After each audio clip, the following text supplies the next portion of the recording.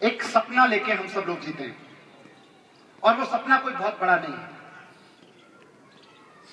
हिंदुस्तान क्या, मैं दुनिया के 700 करोड़ लोगों के बारे में कह सकता हूं। कोई कुतर्क पे आ जाए तो अलग बात है। हम सब बहुत सुकून से जीना चाहते हैं और सरकारें हमारे उस सुकून से जीने में बाधा बनी हुई है। क्यों? क्योंकि हिंदुस्तान में 35,000 कानून बना के सरकारों ने बाधा खड़ी कर रखी है। मैं कानून का विद्यार्थी नहीं हूं, थोड़ा सा समझ रखता हूं कानून के, उन्होंने लिखा हुआ है 35 के 35,000 कानूनों का लब्बो लुभाव ये है कि हिंदुस्तान का आम आदमी चोर है, हिंदुस्तान के अफसर बहुत ईमानदार होते हैं और हिंदुस्तान के नेता तो देवता जैसे होते हैं। इसलिए आम आदमी दुखी है और इसलिए सारे सरकारी दफ्तरों में भ्रष्टाचार है। इसको बदलना पड़ेगा। आप कह सकते हैं कि जब मैंने कानून नहीं पढ़ा तो कैसे कह सकता हूं? मैं छोटे छोटे से 2 एग्जाम्पल देकर आपको बता सकता हूं।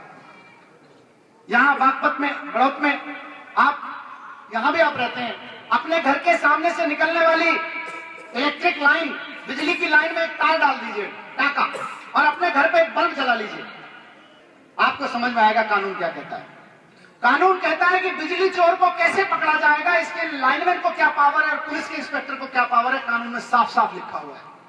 लेकिन उसी कानून में यह नहीं लिखा हुआ कि इलाके का जूनियर इंजीनियर और एसडीओ मिलकर अगर सारी की सारी बिजली मुलायम सिंह यादव के एक रिश्तेदार की फैक्ट्री में फ्री में बेच दे, फ्री में सप्लाई कर दे, तो मैं और आप उसका मिलकर क्या बिगाड़ेंगे? किसी कानून में नहीं लिखा हुआ, किसी कानून में नहीं लिखा हुआ। और कहीं लिखा होगा तो ऐसे छिपा के लिखा होगा जिसके 1000 मतलब निकाले जा सकते हैं। आप अपने घर के सामने से निकलती हुई सड़क से एक ईंट उखाड़ के देख लीजिए, खड़ंजे से। राष्ट्रीय संपत्ति को नुकसान पहुंचाने के आरोप में वो जूनियर इंजीनियर और पुलिस मिलकर आपके ऊपर कैसे मुकदमा चलाएगी, कानूनों में साफ साफ लिखा हुआ है। लेकिन उस खड़ंजे से लेकर और देश के हाईवेज और महामार्गों तक को सारी की सारी सड़कों को बेच के खा जाते हैं जो इंजीनियर और नेता और ठेकेदार। उन ठेकेदारों का, उन इंजीनियरों का, उन नेताओं का हम और आप क्या बिगाड़ सकते हैं? कुछ नहीं लिखा हुआ, किसी कानून में कुछ नहीं लिखा। फर्जी से कानून बना के कहीं कहीं रखे हुए हैं, उनका 1000 मतलब निकाले जा सकते हैं। अफसर ईमानदार हैं और नेता तो देवता जैसे, उनको कोई कुछ नहीं कहना भाई, वो तो संसद में बैठे हैं, वो तो चुने हुए लोग।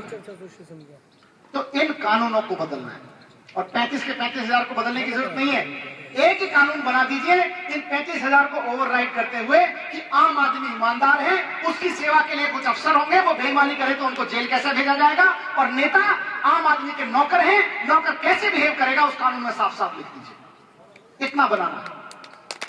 इसी के लिए ये राजनीतिक क्रांति खड़ी की गई है साथियों, और उस राजनीतिक क्रांति में हमारा एक ही मकसद है कि इस व्यवस्था को बदला जाए।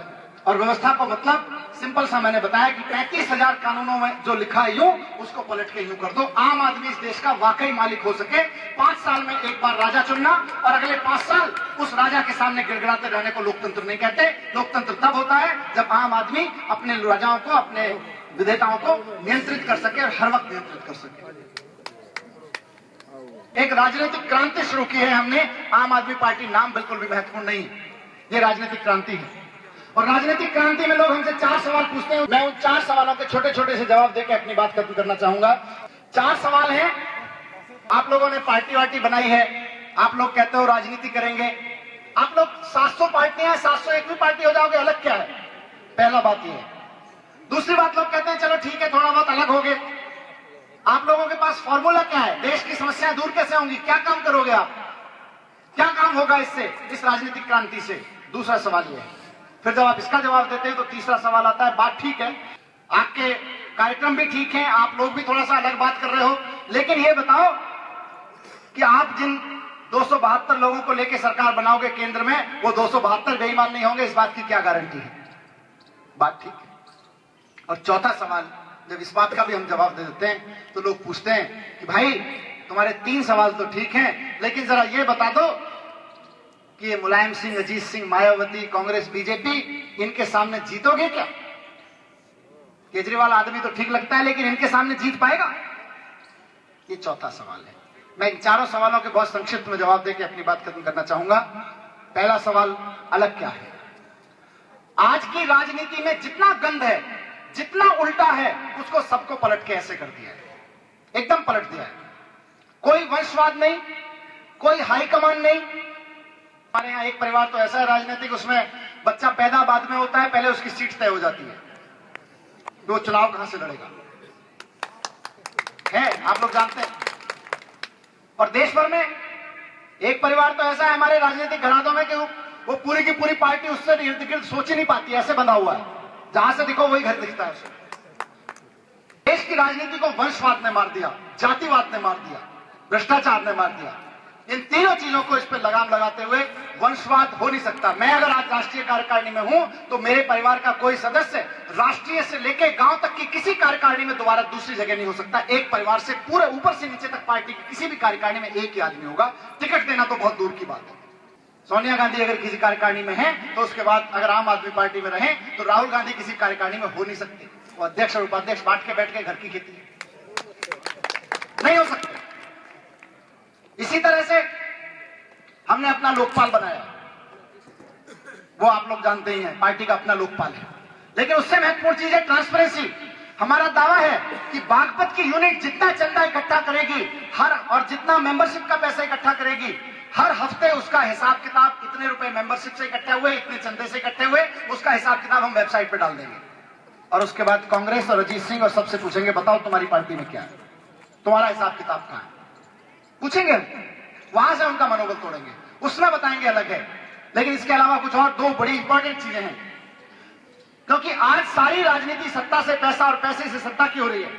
देश को इसको बदलने की जरूरत है और देश को बदलने के क्रम में हमारा ये वादा है, दावा है कि जिस दिन इस राजनीतिक क्रांति से सरकार निकलेगी, उस सरकार का पहला काम होगा देश में ऐसा कानून पास करना कि कोई अफसर और कोई मंत्री उसके बाद लाल और नीली बत्ती में ना बैठे।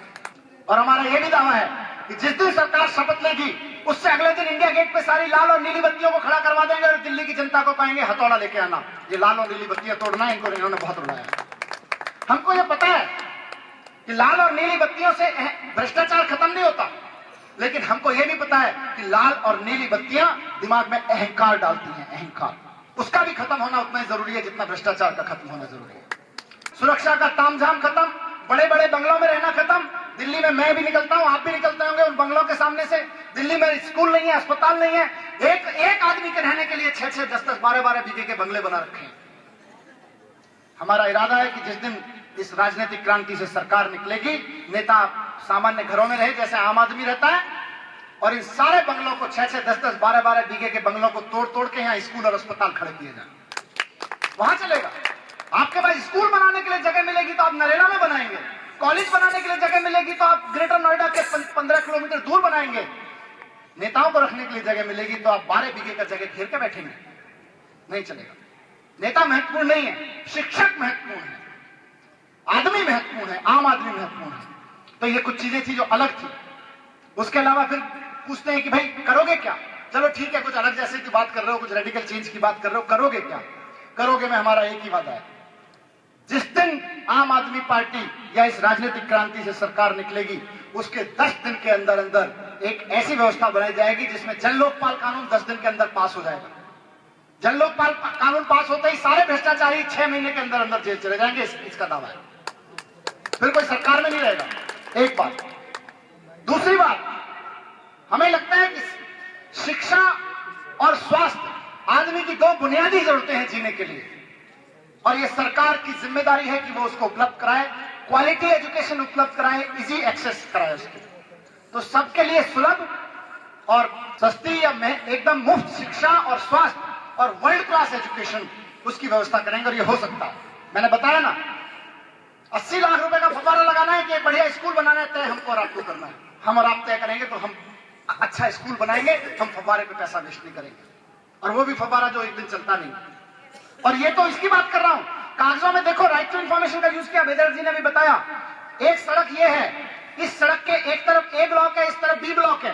कागजों में लिखा जाता है A1 से A100 के सामने की सड़क 16 लाख रुपए में बनाई। 6 महीने बाद उसी सड़क का दोबारा टेंडर होता है, B1 से B100 के सामने की सड़क 12 लाख रुपए में बनाई। हमको पता ही नहीं चलता, आपको पता ही नहीं चलता।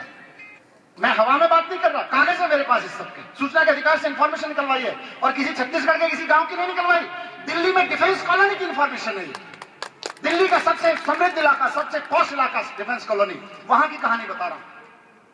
अगर इन सबको रोका जा सके देश में एजुकेशन और हेल्थ, तो सबको फ्री दिया जा सकता है। आज 75% कॉलेजेस को डिग्री कॉलेजेस को इन्होंने प्राइवेट कर दिया है। मेरे और आपके बस की नहीं है अपने बच्चों को उन सब में पढ़ाना। हमको तो मजबूरी में सोचना पड़ता है कहां पढ़ाएं, कहां हमारी जेब अलाउ करती है। कि ऐसा कानून बनाइए कि किसान जिला कृषि अधिकारी से बड़ा हो, अध्यापक जिला शिक्षा अधिकारी से बड़ा हो, तब तो समाज चलेगा, वरना तो ये सत्ता चलेगी और सत्ता के जरिए दलाली चलेगी, समाज नहीं चल सकता। यानी स्वराज बनाइए। स्वराज गांव सभाओं में तय हो, मोहल्ला सभाओं में तय हो, इस सब की बात कर रहे हैं। बजट देश के गांव में मोहल्लों में बैठ के बने और दुनिया में बहुत सारे देशों ने उस सब चीज को ले आए हैं। 2 सवालों के मैंने जवाब दिए। तीसरा सवाल जब हमसे पूछा जाता है, यार तुम लोग बात तो ठीक कर रहे हो, ऐसा हो जाए तो बदलाव तो आएगा, पर एक बात बताओ, तुम पे भरोसा कैसे करें? तुम जिन लोगों को टिकट दे दोगे, हालांकि टिकट हम देने वाले नहीं है, हमने तो कहा कार्यकर्ता टिकट देंगे, फिर भी लोग पूछते हैं कि जो लड़ेंगे चुनाव, जो जीतेंगे, वो जीतने के बाद बेईमान नहीं होंगे, इसकी क्या गारंटी है?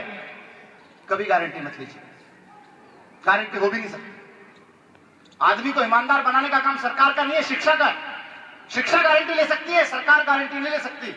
सरकार का काम तो यह है कि अगर कोई बेईमान हो तो उसकी जगह सरकार में नहीं हो, तिहाड़ जेल में, इस बात की गारंटी ली जा सकती है। आपके यहाँ एक रेड लाइट है, लाल बत्ती, दिल्ली में आप जाते हैं खूब सारी लाल बत्ती देखते हैं, आप कभी गारंटी ले सकते हैं कि इस रेड लाइट को कोई जंप नहीं करेगा? अरे कौन अपने घर से लड़के आएगा बोलेगा आज तो मरना ही है, मैं तो जंप कर रहा हूं, मैं तो नहीं रुक रहा। कुछ भी हो सकता है, किसी को जल्दी हो सकती है। आप गारंटी नहीं ले सकते कि कोई रेड लाइट जंप ना करे, लेकिन आप इस बात की हमेशा गारंटी ले सकते हो कि उस रेड लाइट को जो जंप करेगा उसको चालान कटेगा, चालान कटेगा, चालान कटेगा। आप हमेशा गारंटी ले सकते हैं। तो गारंटी इस बात की मत लीजिए बेईमान नहीं होंगे, हम भी बेईमान हो सकते हैं। गारंटी इस बात की होनी चाहिए कि अगर हम बेईमान हो तो 2 महीने के अंदर अंदर हमारी जगह तिहाड़ जेल में सुरक्षित हो जाए, बाहर हम घूमने के लिए स्वतंत्र ना हो। 15-15, 20-20 साल चलता रहता है। लालू यादव ने स्कूटर पे चारा क्या ले आए, वो जोधपुर से पटना ले गए, 40 टन 50 टन चारा। 15 साल से सीबीआई और देश की सरकारें ये तय नहीं कर पा रही कि बेईमानी थी। पंडित सुखराम हिमाचल में सरेआम कह रहे हैं, अरे हिमाचल के लोगों, मैंने तो केंद्र सरकार का लूटा है, हिमाचल सरकार का थोड़ी लूटा है। सरेआम कह रहे हैं और 15-15, 20-20 साल तक मुकदमे चल रहे हैं, मंत्री और संतरी रह जाते हैं। नहीं, तिहाड़ जेल में जगह होनी चाहिए। तो इसलिए यह महत्वपूर्ण है तीसरे सवाल का जवाब की गारंटी नहीं है। गारंटी इस बात की है कि इनमें से जो बेईमान होगा वो तिहाड़ जेल जाएगा। जन लोकपाल कानून ये सुनिश्चित करेगा, जन लोकपाल जैसे कानून ये सुनिश्चित करेंगे। तो तीसरी बात यह है। और चौथी बात साथियों कि फिर केजरीवाल तो सीधा साधा आदमी है भाई, तुम लोग भी थोड़ा सीधे साधे से लगते हो, जीतोगे कैसे? तो ये मेरी टेंशन है कि आपकी भी है? हाँ जी, ये मेरी जरूरत है कि आपकी भी है? आप भी निकालो इस सवाल का जवाब। सारा मैं क्यों निकालूं? सारी टेंशन मैं क्यों लूं? तो मेरा सिर्फ ये कहना है कि अगर हमने आम आदमी को ये समझा दिया कि ये तेरी जरूरत है, तो हार और जीत आम आदमी की है, मेरी और केजरीवाल की नहीं, आपकी भी। आम आदमी की हार जीत है। इस देश के हर नागरिक को यह समझाना है कि तेरे बच्चों के भविष्य की खातिर, तेरे भविष्य की खातिर अगर तुझे ये करना है तो इस विचार को जिताना होगा। पार्टी और आदमी महत्वपूर्ण नहीं है, हम हार जाएं, हमारी पार्टी हार जाए, ये विचार जीतना चाहिए। और इस विचार को अगर कांग्रेस उठा के अपनी गोदी में रख ले तो कांग्रेस का स्वागत है, मुलायम सिंह उठा के परिवारवाद को त्याग के अपनी गोदी में रख ले तो उनका भी स्वागत है। इस विचार को जिताना है, जो लेके चल गए, तो इसको जिताने के लिए लगे। और ये आपकी भी जरूरत है, मेरी भी जरूरत है। मैंने काफी लंबा समय लिया आप लोगों का, बस अंत में जाते जाते मैं यही कहना चाहूंगा कि हम सबको अपने लिए और अपने भविष्य के लिए आगे आना ही पड़ेगा। मैं आपको किसी को ये नहीं कह रहा कि आप आम आदमी पार्टी के सदस्य बनिए, आप आम आदमी पार्टी से जुड़िए, मैं नहीं कह रहा। आप तो सिर्फ लोगों को ये बताइए कि देश का एजेंडा क्या है और देश की जरूरत क्या है। अगर उसको कांग्रेस पूरा करती हो तो कांग्रेस के साथ चले जाओ, बीजेपी पूरा करती हो, मुलायम सिंह, मायावती, अजीत सिंह पूरा करते हो तो उनके साथ चले जाओ, नहीं तो खुद अपना विकल्प खड़ा करो। ये बात हमको समझानी है और ये हम सब की जरूरत है। और नहीं करेंगे ये सोच के कि यार ये केजरीवाल भी बेईमान निकल जाएगा, ये मनीष सिसोदिया भी बेईमान निकल जाएगा एक दिन, नहीं करेंगे तो आने वाली पीढ़ियां हमको कोसेंगी, माफ नहीं करेंगी। कहेंगे कि 1947 के बाद 1978 में एक मौका आया था, 77 में, और उसके बाद दूसरा मौका 2012-13 में आया था। आप लोग चुप बैठे रहे अपने घरों में, लानत है आप लोगों को। आप अपनी नौकरी बचाने में लगे रहे, आप टीवी पे फिल्म देखने में लगे रहे, आप अपनी गप लड़ाने में, ताश खेलने में लगे रहे, आने वाली पीढ़ियां हमें माफ नहीं करेगी। इसलिए इतना ही कहना था साथियों। मैं अभी आपसे विदा लेता हूं, लेकिन इस वादे के साथ कि हम जब चाहें इन सारे मुद्दों पर डिस्कस कर सकते हैं। देश का फेस उसकी सरकार होती है और देश की रीढ़ उसकी शिक्षा व्यवस्था होती है। सरकार फेस है वो बहुत भद्दा हो गया है और रीढ़ बहुत कमजोर हो गई। रीढ़ को आप मजबूत करिए, फेस को सुधारने का काम हम सब मिलकर करेंगे। आइए मिलकर अपने सपनों का हिंदुस्तान बताते हैं। जय हिंद, जय भारत।